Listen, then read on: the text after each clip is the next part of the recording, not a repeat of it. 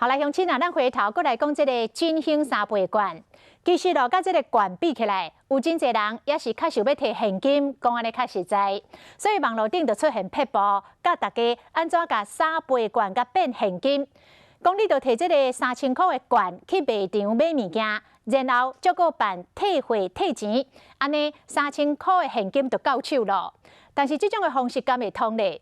做回来看。 也是现金较好用，振兴三倍券一出来，网络顶悬就足侪人咧讨论要安怎换现金。亲像有一位网友讲，三倍券去 Costco 消费了后退货，安尼手头就有3000块啊。像这款的消息讲，讨论去卖场买物件了后退货，就当摕到现金吗？足侪网友拢讲赞哦。把它退货，我就可以拿到现金。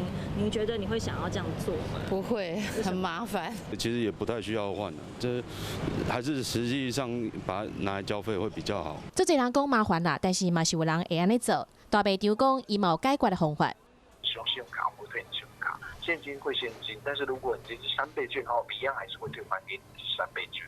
嘛有其他的卖场表示，会搁讨论了后，再甲大家讲要安怎做。但是一切拢要照政府的规定。另外，无摕实体券，要甲3倍券存入去电子装置的，有网友讲会当退现金。经济部表示，会伫7天以内确定消费者无退货，才会甲2000拨入去户头内底。卖场、百货、才实体店、网络平台，敢有算是电商，要安怎分别？经济部表示爱搁讨论。